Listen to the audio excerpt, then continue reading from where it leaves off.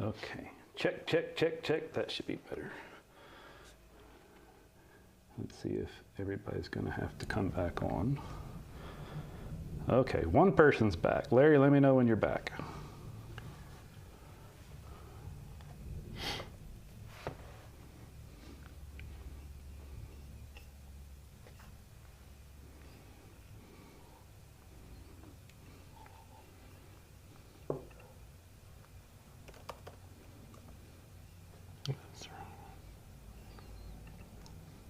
That was last week. Get out of here. Oh, this is the worst. All right.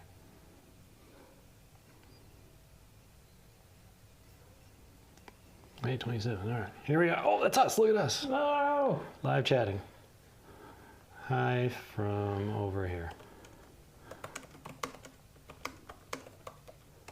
Okay, let's see. I want to see what the time delay is. Okay. Like 10 seconds? Yeah. 5 seconds? There's a little bit of a delay, yes. Okay. All right. Then Donna passes back. Okay. We gotta wait for Larry. This is all just a ploy to drink more. Okay, so we've established two things.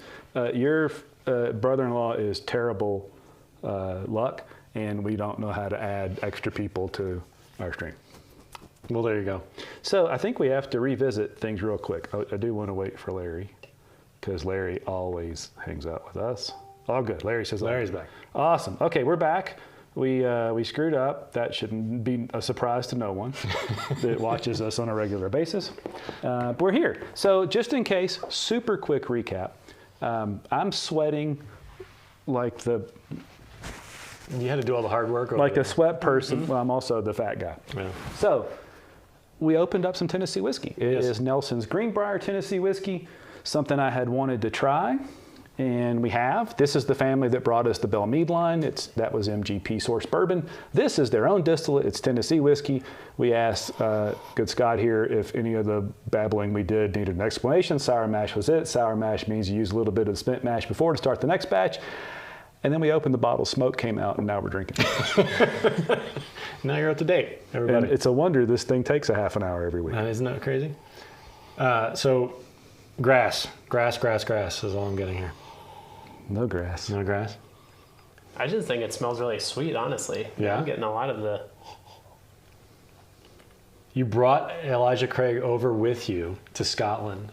That's a bold move. People liked it. I like this. I like this theory. How did you find, so the Scots, their whiskey starts in used barrels. We use new barrels. Is that a topic that comes up over there? I was the second child. Did I also start in a used barrel? Yes. Well, my name's Scott. That's what I was asking. Wow. That is awesome. Welcome, ladies and gentlemen, to Scott's show. This is live, you say? Yes. This is live. I hope your Maybe parents aren't watching. cut that one. Maybe cut that one. So live means there's no cutting. Oh, boy. If you don't cut it before it comes out. I will cut it with this. I'm texting your parents and letting them know to watch. I like this. I don't This is taste good. the slightest bit of young in it. In other words, I don't taste those grassy notes or nose them. I get a sweetness on the nose, a nuttiness like you'd expect from a lot of Tennessee whiskeys. I will say, though, nice flavor up front. There's a fruit to it and an herbal or a, I don't know, flowery. Yeah. What's flowery? Not herbal. It's Bready, oaty, weedy, dusty. I don't know. But the finish is thin. It is. But I still, I mean, I do get quite a bit of that grass on the nose and the youngness. This was $29, oh, $30. Well, that for $30. I'd buy that for $30. Yeah, Oh. absolutely. I should have brought the two new Jack Daniels bottles to try them with that. Well, and that's what I was just going to say is I like this better than which one was, there was the... You did not like the bonded. You liked bonded. the triple mash. Yeah, the triple mash I like. The bond, to me, this tastes a whole lot better than the bonded. I don't know. Is chewiness a quality you could... Sure. We're big on the mouthfeel of a whiskey. Okay. Because I feel like I get some chewiness, but maybe I don't drink enough good whiskey. I mean, now that you're here and everything you say is funny, I don't know why. I think you started because strong. I'm a simpleton. Yeah. The used barrel thing, that's a T-shirt word. Yeah, no, yeah. No, that doesn't need to go on a T-shirt. Because I was not from a used barrel. I'm the first child. I am definitely. And I believe my mother, who incidentally watches, Oh, would be offended. sorry, Mom. Would be offended if we began to refer to people as barrels. Yeah. Yes. Yeah, maybe we don't use that one as a T-shirt. Comedy is, It's edgy. It can be edgy. Yeah. It It's can be edgy. reductive, It yes. can be edgy. Oh, That's gosh. delicious. It is. I like that. I would pay $30 for that all day long. Yeah. Bender's Bender's here. Hey, Bender. Bender. Hey, I got the chat open here, by the way. If you. I feel funny calling you Donner Pass Whiskey. I'm just going to call you Donner. Says Scots love to try new things. They like the Elijah Craig. So Donner Pass Whiskey, are you a person or are you a brand? I feel like that's a good question to ask, right? Who we're like, or conversing with. which. Are you a person at a brand? How meta do we want to get with this? We've started off very, very. This is delicious. Yeah, I wish I had other Tennessee whiskey What we'll do is I'll to study. test against. There you go. I'll study a little bit, Yeah. and we'll come back to this next week and see what we know about it. Because other than I knew it was there, I didn't really know anything about it. I like too that you chose a Tennessee whiskey as your. I like your X Tennessee factor. whiskey. Yeah, we just drink so much bourbon, and that was a good X factor there. Say, Scott, do you know what makes Tennessee whiskey? I don't. I mean, I imagine it does not qualify for the bourbon label, but That would not be correct. so it does qualify for the bourbon label. Yep. To be bourbon, 51% corn at least. Yeah. In a new charred oak container, not a barrel, container. I don't think anybody ages oak in boxes, but they could. Can't come off the still any higher than 160 proof. Can't go in the barrel any higher than 125 proof.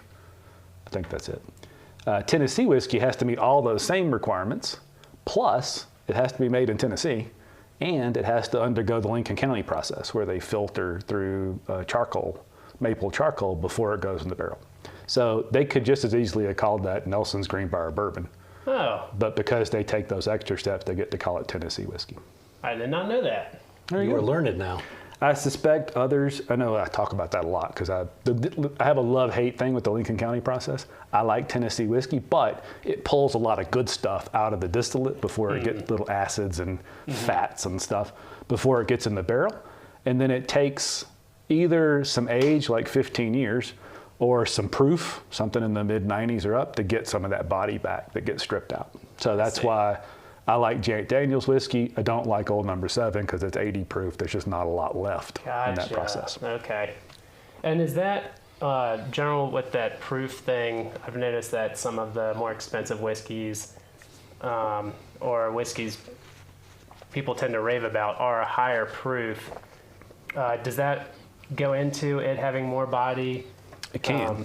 Yeah, it can. There can be a lot more feeling in the whiskey with proof, but you want to try and tease out the difference between it's just really hot.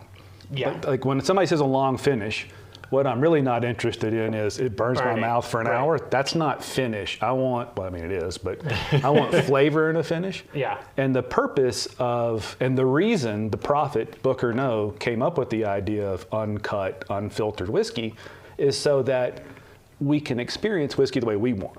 It's not so we can all stand around every day and figure out who's the dumbest person that can drink super hot whiskey. So there is a mouthfeel component to proof. It certainly, and proof carries flavor. Right. But if it's too proofy, you can't taste anything. Right.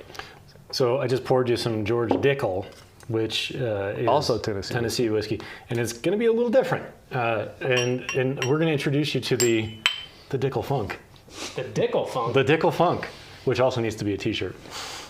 I'm sure I'll it leave is. that. I'll leave that joke. I'll leave it. Don't touch that one. Yeah. Well, my mom's heard the Dickel funk jokes. Okay. So Yeah. you're cool. I asked him what we should open next. Larry says it's Knob Creek, which we've already had a little bit of, which we explained at the top of the show, but you couldn't hear us. So Okay, no real contest there. That's delicious. Yeah. That is absolutely amazing. Yeah, so Dickel. So first of all, Yeah. your brother-in-law likes Dickel. He gets to stay. Yes. Dickel's very polarizing. You've totally redeemed yourself. Very polarizing. Yeah, it's definitely a unique taste. And this is a lower proof. This is 90. No, actually, so it's right around the same as that, actually. That's 91. I think this is 92. Yep. Is this 92? 46.7. Let's all wait while Dan maths. Yeah. Bloop, bloop, bloop, bloop, bloop, bloop, bloop. 180 proof. or 93.4. One of the two. Yeah, Saturday. Yeah. I don't do math. It's hot as the sun. Oh, we lost the light. We lost the light. This is what a day, Scott. I'm happy to be here. Scott. See, you need me. So you can work out all these kinks. We didn't have kinks until you got here. Well, right, but how would you know what to do? This is the kinkiest show we've had. See what I did there? Yeah. Scott, Dan's working on lights. Although I think it's very It's ambient. it's a very nice evening now. Sensual. We're not going to drink that much. This is out of hand, everybody. All right. Very good. So comparison-wise, it holds up at $29-30, and probably. So another little fun thing is, if there's no age statement on a straight whiskey, then it has to be at least 4 years old. Although this doesn't actually say straight on it anywhere, but I think that's part of the Tennessee designation. So since it doesn't have an age statement, we can safely assume it's at least 4 years old. And then given that color, I'm going to guess that's 4 or 5 years old, somewhere in there. Alberta Premium Cask Strength Batch 3 Canadian Rye. Lovely. That's what Donner Pass is currently drinking. Outstanding. We haven't Donner done Pass, much isn't with- that that's where the Whistle Pig 10 comes from, right? Alberta Distilleries, I believe that's correct. We haven't done a whole lot of Canadian. We should do a Canadian show. Sure. Yeah. We only did one. We did the Divine Spirits. Yep. That was pretty good. I have some Whistle Pig 10 at the house. Are you shocked? Not at all. All right. All right, so it doesn't hold up, but we're talking about what could be 11 or 10 or 11 years difference in age. Yeah. I mean, these bottles, we've talked ad nauseum about these bottles. I would think though, pretty favorable. Yeah. Like I said, for $30, that's a decent Tennessee whiskey that I would drink. So I give this a yes.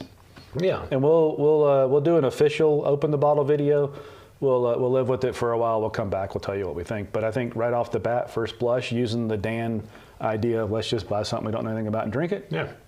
Easy to say it's a good $30. And yeah, and honestly, I mean, given the bottles that I've bought recently that I didn't know anything about, and they were, the giveaway box is full of them. Maybe the idea is that we buy bottles we don't know anything about that we choose. Yes. Instead of somebody else choosing. Yeah, that's a good idea. I don't understand those. There's a bunch of companies now that you sign up for a subscription and shit shows up at your house that you didn't choose. I don't understand that. Yeah. Why would you do that? Even whiskey, I wouldn't do that. Yeah. You brought the Elijah Craig back. I did, and since we have somebody here that's clearly likes Elijah Craig, Yeah. And a quick story that I don't like Elijah Craig barrel proof whiskeys. I've bought them for years. They're always, to me, they're too bitter. It's a dry oak on the end. They drink too hot even for 120 to 130 proof whiskeys. And I came to believe that was more related to the age, that I just don't like really old Elijah Craig whiskey because I love Henry McKenna Bottled in Bond 10, Heaven Hill 7. And so this was a fun test because this is a barrel proof private barrel that is only 10 years old. And that was why we opened that. Would I like that better? Could I help prove that theory that I just don't like old Heaven Hill bourbon? And so far that has been true. This is a very good bottle of whiskey. And we both struggled with the 18 after it was open. Yes, the day we opened it, lovely. Loved it. Every time after that, bitter and watered down. Yeah. And I think, Scott, maybe spill on my table. Spill, please. maybe conspiracy theory, but I'm pretty sure that's why they proofed that 18 down. Yeah. Because if that was 18 years old and barrel proof, It was just I wouldn't drink it. overwhelmingly bitter. Yeah. And there is I'm a not sure heavy. about amounts. Y'all want more? Do you gentlemen? We want whiskeys. I will have your whiskeys, please. Yeah. Cheers. Yeah, so we struggled with the 18. It was a little too bitter, but I've always been a fan of just the standard off-the-shelf 94 proof Elijah Craig. Oh yeah, the small batch, delicious. Yeah, it's great. And let me tell you what, a while back, And cheap too. I was at a friend of mine's house who had the previous bottling, and a lot of times we all think as whiskey geeks, if they change the bottle, it's trying to hide changing something else. Man, he had a small batch from before. It was delicious. Yeah, this I'm getting lots of apple juice. Okay. I can definitely. You get that? Yeah. Mm-hmm. It's still got that little bit of funkiness on the real back end of it, but yeah, across the tongue is nice. Yeah, there's an acidic fruit to it. Pears. Coming off of this, it's a little hard transition. Well, it's only 126.2 proof. Yeah, that's 400 proof 30. points higher than. Yeah, I noticed my nose Or hairs were 30. singed. Yeah, That's 400 or 30 proof points higher than what we just drank. I don't math. This and I haven't had a ton of this, but this 2 ounces, little tiny splash of water in it, beautiful. Just happen to have some water. The fruit comes out more. The finish on this to me is not bitter. It is dry. That was a lot. It is not bitter.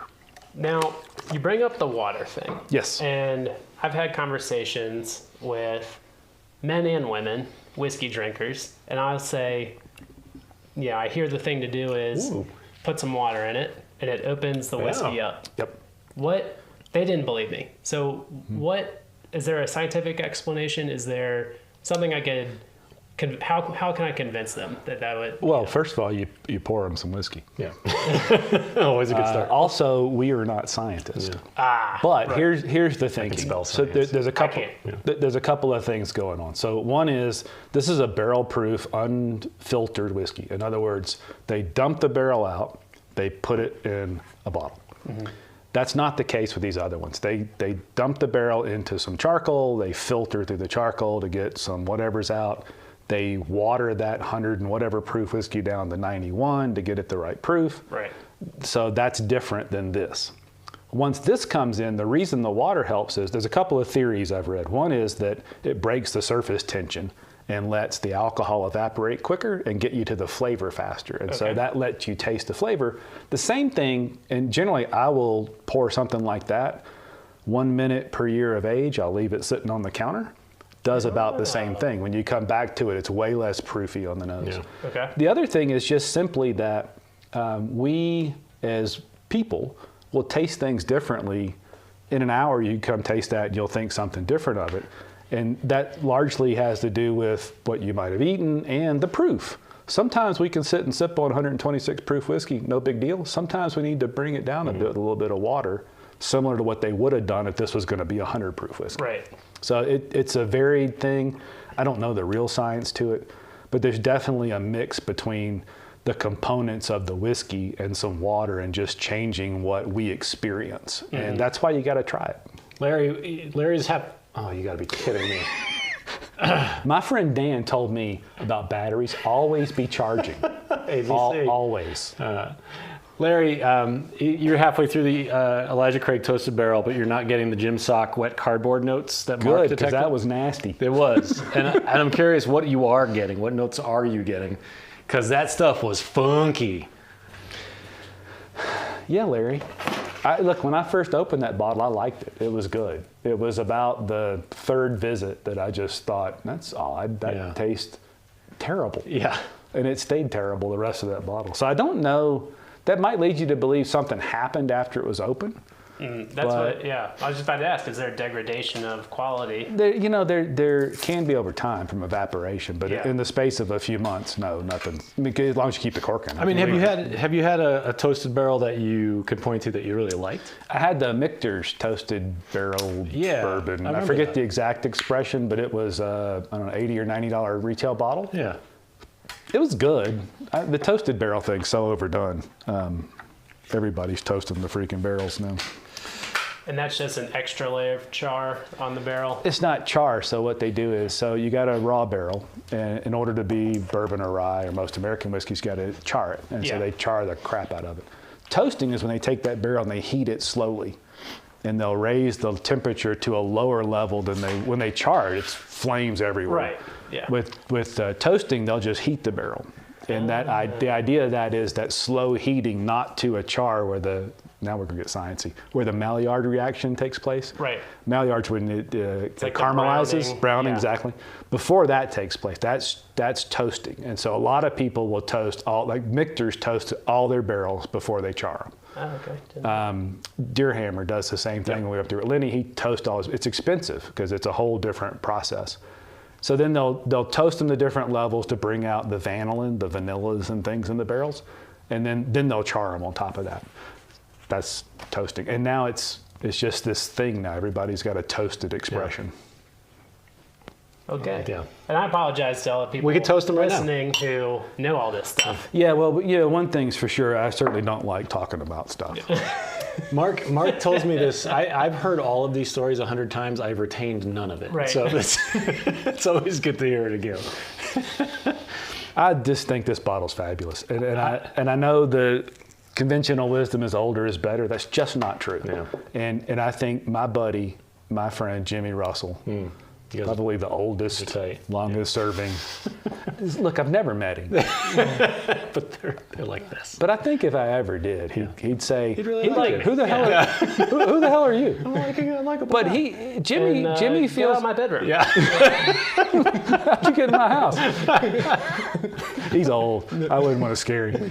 But Jimmy's of the mindset that 8 to 10 years old, that's where bourbon is its best. Now his son, Eddie, not so much. And Eddie's the one that first did the first Master's Keep release, which was 17 years old. Yeah.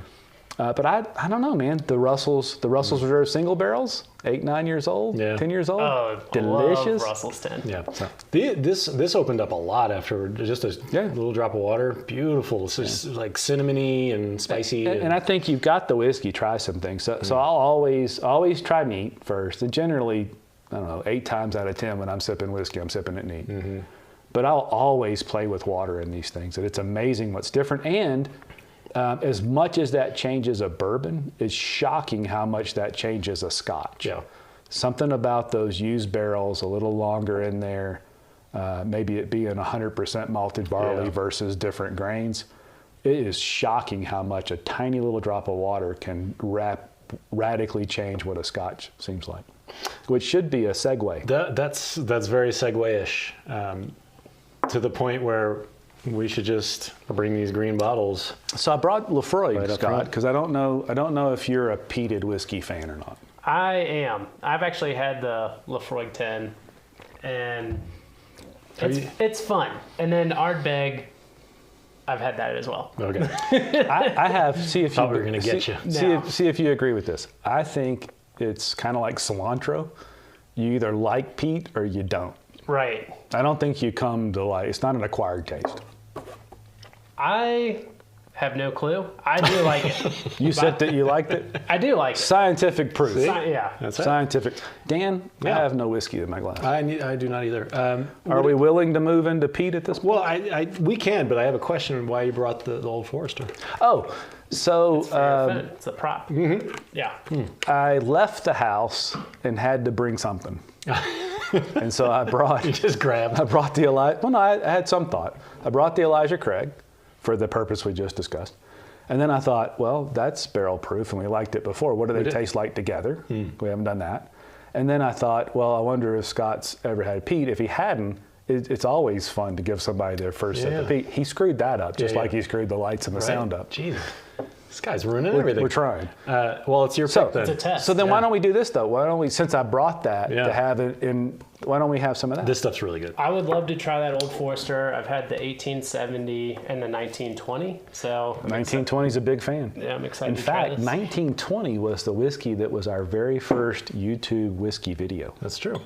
Well, Dan I recommended it. I did. Yeah. He recommended it to me, and that's why I did the video. I did a smart. Yeah. And I do have, look at, man, I'm pouring me fat today. I noticed y'all's stuff is in the basement. Where am I going to sleep this off? I got a nice camping mattress right here. Cheers. Cheers. I got the Old Forester. So this is this the Same Hazel one. Staff? Yeah, pick? same one. Yep. And I do have. Has anybody had the Old Forester Barrel Proof Rye? Because I do have a this- bottle of that. High proof, 134.3 proof. Well, I'll let you drink it first because we had thoughts about this. Okay. Oh, Bender's going Sagamore after work. I just gave away half a bottle of Sagamore. Technically, I'm drinking at work because it is still, even though my workplace allows for a flexible schedule, it is technically within the work. This is our job too. It is part of Technically our job. yeah. What do you think of that? We're professionals. Yeah. You could tell, right? We are working in the sense yeah. in that we are not getting paid at all for this. Hey, a lot of people work for crappy wages. That's true. And I said this before in the other video, I love the nose on this. This is awesome. It's so good. So there's like a blast of heat and then it kind of dissipates. It's just dark cherries and chocolate. God, that's good. Yeah. I'm surprised at how good because it's And not old. And it just stays there. It just It does, yeah, if you don't drink any more whiskey when you brush your teeth tonight, you're going to Yeah. go, I really hate to brush my teeth. Yeah. That whiskey's still good. Yeah. That cherry jumps, you're right. The cherry and chocolate. God, it's good.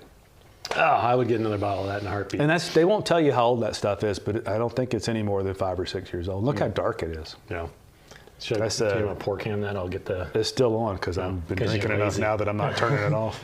I'd heard something about people chipping oak barrels Yeah, that's a new thing. and then pressurizing it Yeah. to age it. Yeah, everybody's trying to figure out a quicker way to make good whiskey. Yeah.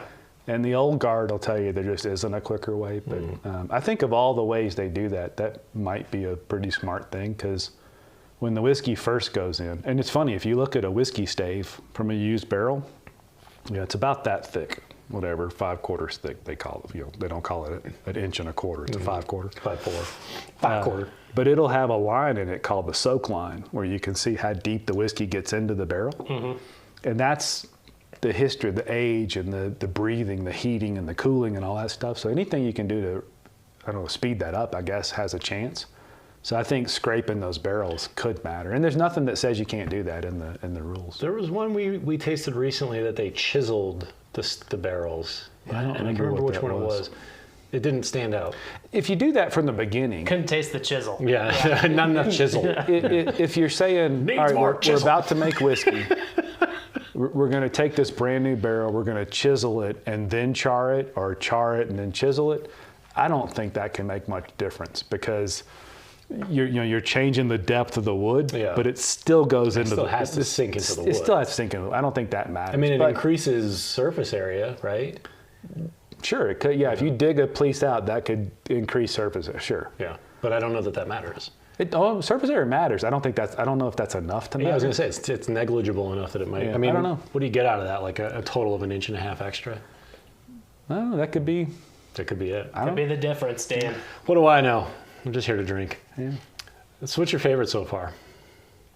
Oh, I know. I'm drunk already. No, I think the Dickel? I think the Dickel. You are. Although You belong here. The Old Forester's is, I'd say 1A, 1B. Yeah. Now, I know we're getting the warm and fuzzies, but my take on the Elijah Craig, the small batch at least, the most available one, was I felt like it was a little weak when I drank it. That one, I mean, this was not weak. This was Well, there's only 40 proof points between right. the two. So. Yeah. That's 180. I don't know. It's 2 million. Yeah. 2 million proof points Yeah. difference. But this one was good. But yeah, definitely these two were Stand out. Yeah. Yeah. Bender's got a question. What is the consensus on Bell Mead? Now we had the Bell Mead. Was it the Madeira or whatever? You had the Madeira cask. I thought that was way too juicy and sweet. It was sweet, yeah. I had the, goodness, it was a cast strength. I can't remember. It was an off-the-shelf piece, but it was a cast 116 or 18 proof. It was okay. I drank every last drop of it. So it was good enough for me to drink the bottle. I remember feeling like I paid too much for it. Yeah. Bender, I hate to make you do the effort, but there's at least two videos on the bottle I had. There's an open the bottle and a back to the bottle. And I think my general thinking was it was pretty good. For MGP whiskey, it was tasty. I don't know why people lose their mind over that. We talk a lot about that, like with anything MGP. I mean, it's got to be so standout to really matter and to justify the price. And I mean, we've only had a handful that have done it. I mean, to me, that Smoke Wagon Uncut Unfiltered, which you weren't crazy about, right? Like, but I liked it. I thought that was a standout one. Yeah. That old fangled Nodder bottle we opened up the first time you quit your job. Yeah, that was good. But which time is this? It was like 5 or 6 times ago. I'm not sure. I paid $100 for that. That was too much. There was no way that was $100. And the thing is, MGP makes very high quality, good whiskey. I just personally haven't had one yet that made me go, holy crap. Yeah. And everybody currently for the last 2 years has been all about that MGP goodness. I'm just not one of those people. And I tried to get a hold of that Old Fangled Nodder bourbon. Now it's $400 a bottle. I mean, 2 years ago when I was looking, it was. I remember the night we opened it. You Googled it, and it was like $300 a bottle then. Yeah, and Dan kind of backed up a little bit. I'm like, no, man, pour it. We're going in. Is that just pure demand inflation? It's I mean, I think once these bottles kind of get well known, and somebody says, "Oh, this is good," all of a sudden the whiskey nerds.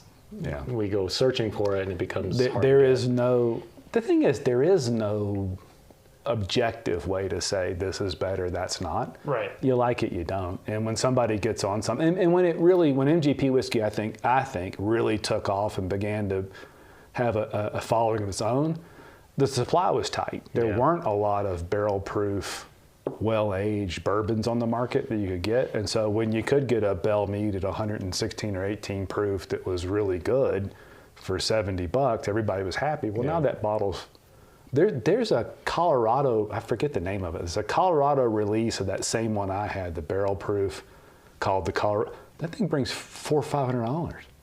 We're just not doing it. It's not worth it. Yeah, not doing it. And the other great story about that objectivity, or that subjectivity, I should say, is the Journeyman whiskey. Like just recently, it was like in a blind taste test. Fred Minnick was going on about it on Instagram, how Journeyman had won this blind taste test, competition. We've had that, and it's okay, but I ended up giving that bottle to a friend who loved it, and I was just kind of really lukewarm on it. So, it's all subjective. Yeah. And that's why I think, the whole ethos of the practical part of the practical still is you don't have to do that. Mm-hmm. That is really good. That's a perfect example. Our baseline whiskey, the one that we'll always come back to, is Wild Turkey 101. $20. Every $20-something. Everybody's like, oh, the kickin' chicken. Like, no, man, that's every release of 101. That's amazing. I've never heard that before. There you go. You're welcome. Yeah, thank you. But that's 6, 7, and 8-year-old bourbon from Jimmy and Eddie Russell for $20-something. Yeah. If somebody could source that and say, I've got this new brand of whiskey, they'd charge $80 for that whiskey. Now, and something I just thought about is I know that they've done this with wine, where they'll take sommeliers, line them up, pour out some wine for them that are under $15. 20 to 40, that whole deal. Mm-hmm. Have they done that with bourbon? All the time. Yeah. Okay. And the thing is, so all these spirits competitions are completely blind tastings. And blind tasting, and Dan and I do it all the time because it's humbling. It is. But it's fun.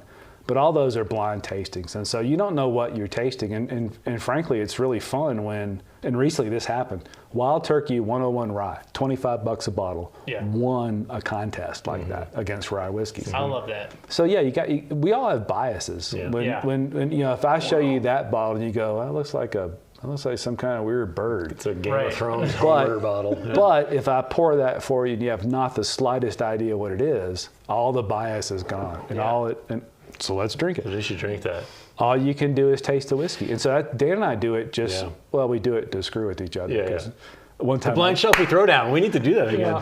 We have a thing called the blind shelfie throwdown. And before we really formally did it, I gave Dan a little unlabeled bottle of Evan Williams Black Label, 86 proof. It's like $16. $16 a bottle. And I think his tasting notes were, smells old. No.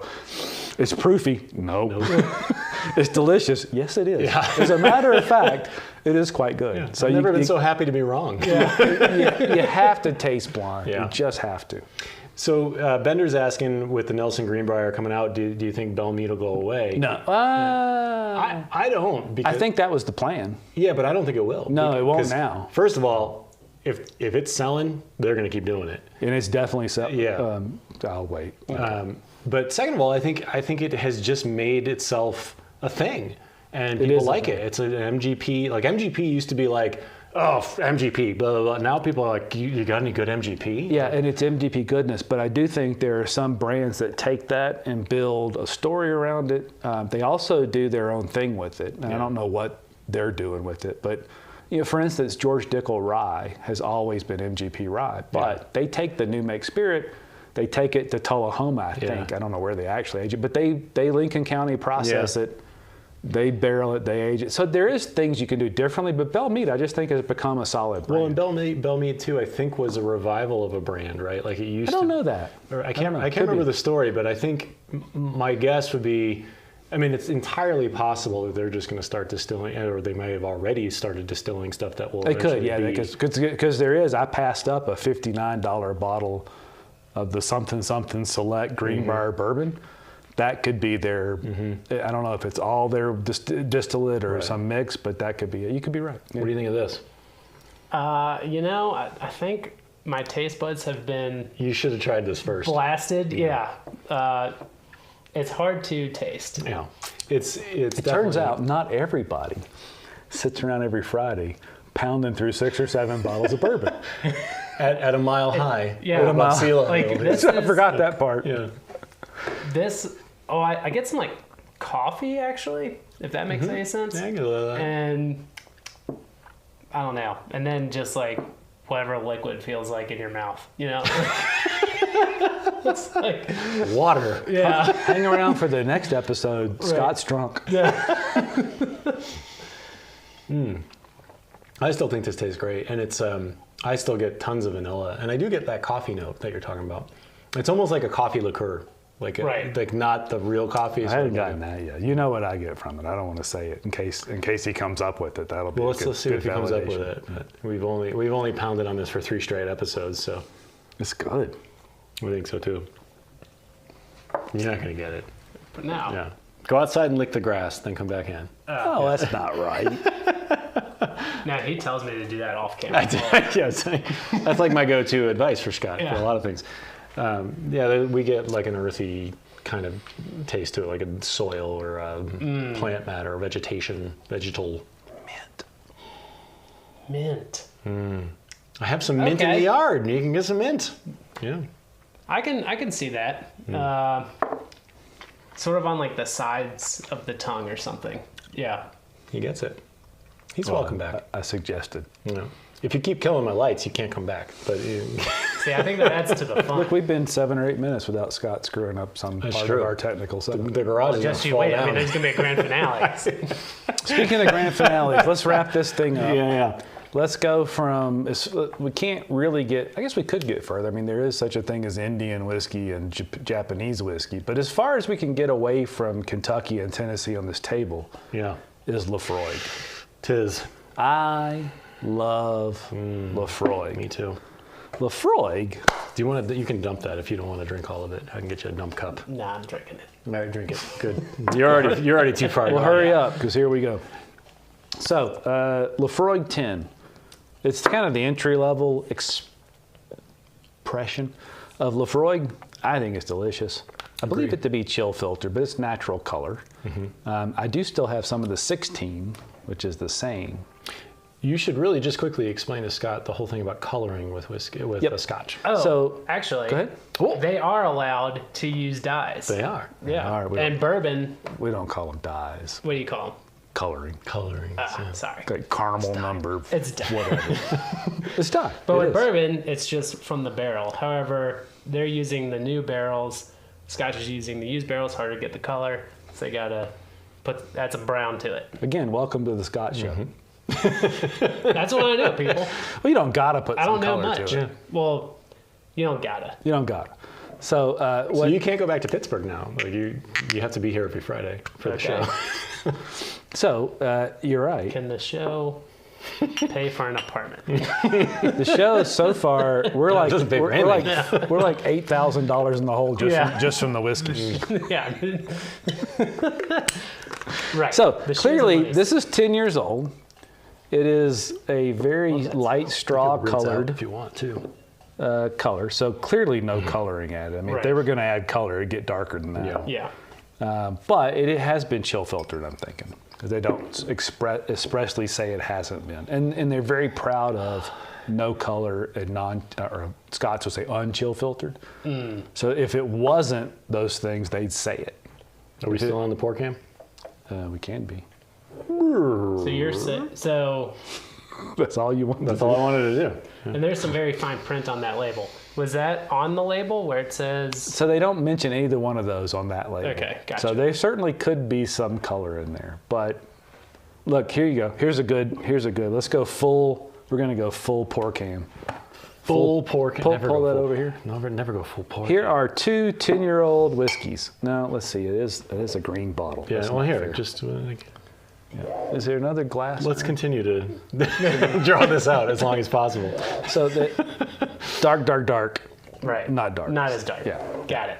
Yeah. So that's what I think. It's good. And I still love unchill or non-chill filtered whiskeys. God, so good. Now this one I taste the grass definitely. I mean, this is That's a different. I think that's different. So when you take a young bourbon and you get that grassy note, it's typically grain because it's only been in the barrel a few years. It hasn't Yeah. had time to go in, let the barrel take over, and so you taste a lot of the grain, a lot of the rye, or a lot of the corn. When you taste, to me anyway, when I taste grass here, it's more like a lemongrass.